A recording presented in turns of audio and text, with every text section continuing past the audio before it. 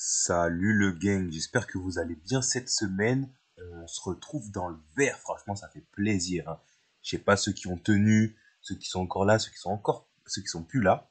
Mais en tout cas, on a des belles performances. Regarde-moi, IMX 20%, Optimisme 20% et notre petite star, le Render, qui me régale. Franchement, on a fait quoi? x4 en un mois, un truc comme ça. Je commence à me dire que peut-être je vais un peu vendre, mais vraiment pas beaucoup parce que pour moi le render c'est sur le long terme, hein. Donc voilà, render, Casper, on a Aptos qui descend, donc ça va peut-être être une bonne opportunité pour recharger. En tout cas, on va voir ça aujourd'hui. On va surtout voir le nouvel exchange Maillard, ceux qui sont sur l'écosystème Elrond. Ils ont changé beaucoup de choses. Il y a pas mal de choses qui vont être adaptées. On va voir ça aujourd'hui. Allez, on est parti.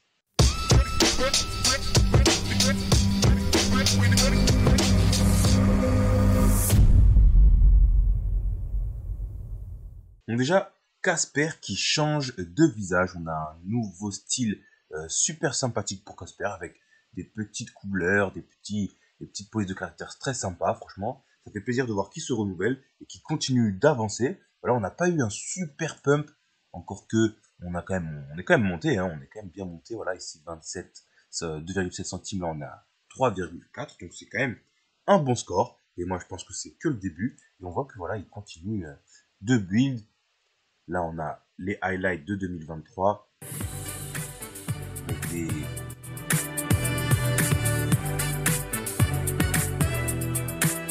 Voilà, ça c'est bien. Il y a eu des spectacles et tout. Je ne m'attendais pas à voir ça, mais c'est cool. Et là, on voit que Casper nous rappelle chaque mois de stocker nos CSPR sur Ledger. Donc, moi, je vous le rappelle à chaque fois aussi. On a fait une vidéo pour expliquer comment stacker sur CSPR Live avec Ledger. Ne laissez pas traîner vos Casper sur les exchanges. On vous le dit assez souvent. Utilisez un hardware wallet. Donc voilà, ça fait vraiment plaisir. On voit que la blockchain hub s'est très bien passée. On a des highlights. On va écouter le CEO et fondateur de GameSwift, qui est un des plus gros partenaires de Casper, qui va parler de pourquoi il utilise Casper. Ça nous intéresse pas mal.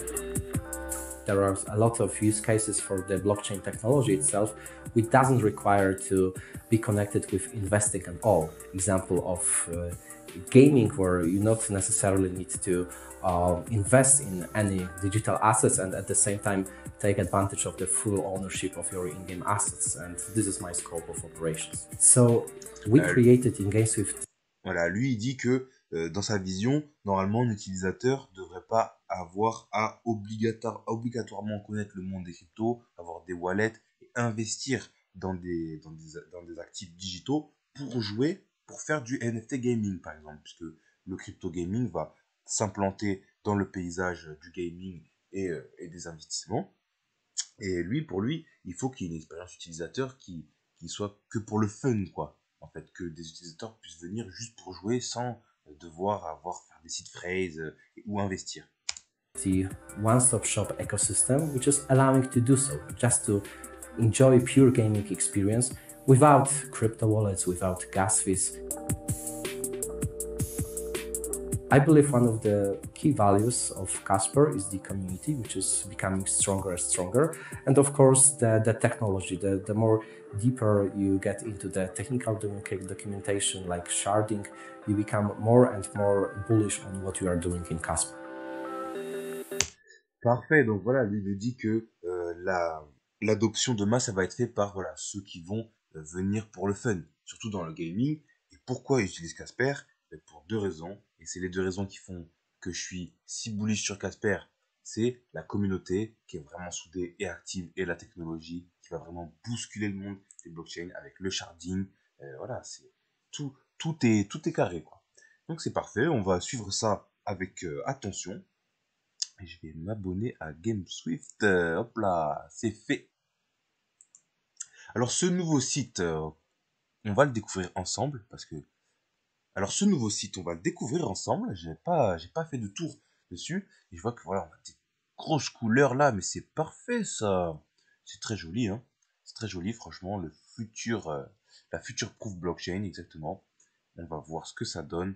Casper est simple, upgradable et décentralisé. Voilà. On voit les couches de CSPR. Ouais, sympa. Sympa.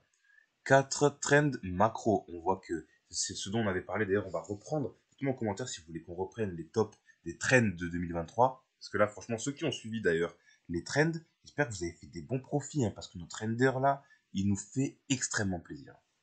Donc, 4 trends macro. Donc, la tokenisation, les droits de possession, les standards financiers et l'économie des créateurs. Et franchement, on les suit. On les suit. On va reprendre des tokens qui suivent ces standards, mais pour l'instant, on sait que Casper se concentre pas mal sur ça. Donc, franchement, bien joué de mettre ça sur la page du site avec des petits smileys, des petits trucs pour la communauté. C'est super sympa, franchement. On va pas tout regarder, mais je vous laisserai aller chercher, mais ouais, qu'est-ce que tu dis, Casper Punk, IPWE, Metacast, bon, que des choses, on en a déjà beaucoup parlé, des gros acteurs de l'écosystème.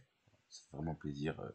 Casper Network, le site, on va voir Casper Lab, qui a aussi changé, voilà, ce que je vois, c'est très beau. Voilà, c'est un peu plus pro, je trouve, que le site qu'on avait avant, franchement, avec notre Meda par l'écart et des très jolies couleurs sur notre CTO préféré. Founder of Casper and the Chief Technology Officer at Casper Labs. I spent much of my career in professional enterprises like Adobe and Avalara, where I led developer teams and oversaw major technology decisions. What does a blockchain for business mean? Well, first and foremost, a blockchain has to interoperate with legacy technology, basically everything that's been built before, from developer workflows to security requirements. Génial. Moi, j'adore l'écouter. Vous savez, j'adore écouter Meta par l'écart. C'est pas ce qu'on va faire aujourd'hui, puisque on n'a pas énormément de temps, mais je vous laisse aller écouter ces explications qui sont toujours très pertinentes. Vous savez qu'on adore Meta par l'écart sur la chaîne. C'est quelqu'un de très précis dans ses dires et ses explications. En tout cas, on voit que franchement, le site, mais il tue, le site, Il tue, le site. Ah, c'est génial, ça donne envie d'investir, quoi. Il joue un peu plus sur le syndrome du shiny object. Vous devez faire attention à ça, d'ailleurs, quand vous investissez. C'est voilà, des objets brillants, il y a des couleurs, nanana, mais c'est nécessaire pour attirer du monde. Donc voilà, on a une petite montée, franchement, pas dégueulasse non plus. C'est pas des x3, x4 comme nous ont fait Render ou Solana, mais je pense que ça va venir très bientôt. Aptos qui nous fait des belles poussées aussi. J'espère que vous avez pris un peu d'Aptos. Moi, je suis dedans. Je vous avoue que je vais peut-être un peu vendre. Parce que Aptos, je suis pas dedans pour le long terme. Là, je suis la hype. Mais là, franchement, on a fait un x5 en un mois. Là, je pense que c'est le moment de prendre un peu de profit. Je vais rester quand même dans le train, mais je vais quand même me concentrer sur d'autres blockchains. Ça fait très plaisir. Aptos, qui est un projet très sérieux. On en a déjà un peu parlé. On en reparlera. C'est un projet très solide avec une bonne communauté et des gens très compétents derrière. Le Render, mon petit bébé le Render, qui nous a fait une poussée incroyable là, en un mois. Il nous a fait voilà un petit x5. On a fait x4. x4 là. Donc voilà, j'hésite à prendre des profils. Vous savez, franchement, normalement, dans ma stratégie, si je fais x4, je prends automatiquement des profils. Mais là, on est arrivé à un point du marché où, vous savez, ça fait des mois que je vous dis que on fait que descendre, que descendre, que descendre. Et moi, je pense que c'était le bottom. Et même si ça ne l'est pas, c'est que des opportunités pour recharger, quoi. Donc, franchement, je pense que je vais prendre un mini profit pour me faire plaisir, pour me faire une petite soirée, un petit resto. Voilà, mais pas plus. Render, projet très long terme pour moi, très intéressant. Projet très intéressant qui permet d'utiliser l'énergie des processeurs qui font tourner la blockchain pour obtenir un rendu. Le rendu, c'est les textures, c'est les graphismes, vous voyez. Donc ça pourra permettre de fuel le métaverse avec l'Unreal Engine 5, etc. On pourra avoir des graphismes de toute beauté. C'est vraiment un projet révolutionnaire. Il n'y a pas beaucoup de marketing, mais l'utilité est vraiment là et ça se répercute sur le prix qui explose aujourd'hui. Donc voilà, on fait des x4. Voilà, on les prend. Voilà, on les prend les x4. On va voir ce que ça donne pour plus tard. Je voulais finir la vidéo Pour ceux qui utilisent l'écosystème Elrond et notamment le Maillard Exchange dont on a parlé dans certaines vidéos, il y a beaucoup de changements qui sont en train d'être opérés. Et si vous avez des tokens stackés, des mecs stackés sur Maillard, vous devez faire la migration parce que là, vous ne gagnez plus rien. Là, il y a eu des grands changements sur le MEX et l'écosystème.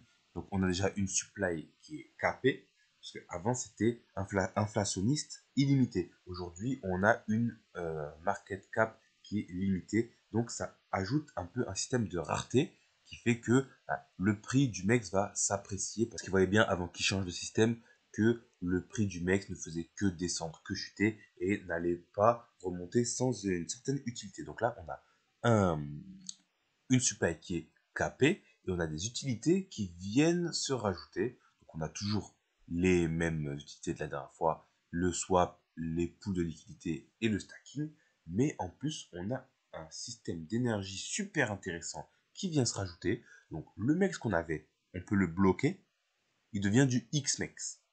Ensuite, le XMEX, on peut décider de le bloquer, mais le loquer. Parce que ici, on le bloque, mais on peut le débloquer. Ouais.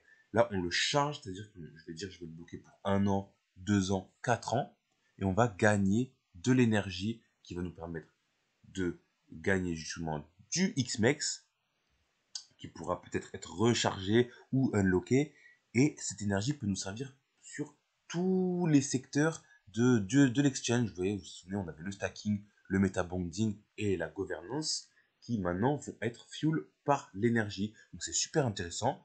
On voit qu'on a des petits tableaux qui nous expliquent l'énergie selon les périodes de blocage. Et voilà, on a la capette supply. Donc dans 8 ans, la, dans, dans 8 ans, l'inflation sera de 0. Donc ça fait vraiment plaisir. Donc voilà, on a une supply qui est capée. Donc dans 8 ans, on n'aura plus de tokens émis. Donc ça rajoute de la rareté. On a l'inflation qui va être diminuée drastiquement, moins 65% par rapport au Maillardex. Donc ça fait vraiment plaisir. C'est transférable totalement. Donc ça, voilà, de cet exchange aux autres exchanges. Donc ça, c'est vraiment primordial à mon avis pour la survie du MEX et son appréciation. On va pouvoir payer avec le MEX, donc ça tue quand même. Ça tue dans les marketplaces NFT, etc. Et les rewards vont être améliorés. Donc là, on voit que on a le petit tableau récapitulatif des utilités du charge de l'énergie. Donc je vais vous laisser regarder. Hein. Bien sûr, on a les rewards, les metabonding, le farming. C'est toujours pareil, ça ne change pas. Mais on a autre chose. On a la gouvernance, on a des earnings, des fee removal, des boosted APR, on a l'éligibilité pour le launchpad qui va fonctionner avec des XMEX. Donc si vous avez des e-gold, c'est toujours pareil, mais on pourra en plus utiliser des XMEX. Donc ça rajoute une utilité dont on a bien besoin. Voilà, la capacity supply, on en a parlé. Des futurs MEX pool, ça fait plaisir, et des LP farming EGT MEX. Donc franchement, on en entend que du bien. Je vois qu'il y a des petites, on a aussi des petites ligues en fonction de l'énergie qu'on a qui nous rapportent des atouts, voilà, des avantages. C'est pour un peu gamifier, je pense, la plateforme, ce qui est très important pour ajouter, pour amener du monde à s'intéresser à la plateforme. Hein, et puis même pour vous, c'est quand même, ça vous permet de vous placer un peu en ligue. Vous voyez un peu ce qui se passe. Et franchement, c'est que du bon. Cette vidéo, je vais vous laisser la regarder vous-même. Mais voilà, c'est à peu près tout. Je vous conseille de faire, si vous avez des mecs sur l'ancien exchange, au moins de faire la migration pour continuer à percevoir des intérêts et à vous y intéresser. Voilà, vous avez les stacking qui vont être boostés. Le metabonding, vous pourrez être éligible en ayant de l'énergie et ainsi que la governance. Donc, moi, je pense que sur le long terme, c'est quand même extrêmement intéressant cet écosystème. On sait que quand il y a une hype sur e-gold, c'est explosif. C'est explosif, surtout que le Maillard Exchange, il avait apporté une hype incroyable pendant le bull run. Donc là, si on a un X-Exchange 2.0 et en plus qu'on va avoir des nouveautés qui vont arriver avec les métaverses et les utilités du e-gold, si on se place maintenant, c'est, je pense, une plutôt bonne idée. Faites attention quand même, renseignez-vous sur les périodes de blocage. 4 ans, je ne sais pas si c'est vraiment très intéressant. 1 an non plus. Peut-être que le 2 ans de blocage, c'est le mieux, je pense. Parce que 4 ans, c'est trop long, on ne sait pas ce qui peut se passer. Et 1 an, non, 1 an, ça peut être bien, mais c'est pas pour les prochains mois. Je pense que c'est du long terme, mais encore, on peut être très surpris. Voilà, donc franchement, ça fait plaisir de voir que l'écosystème grandit encore, hein.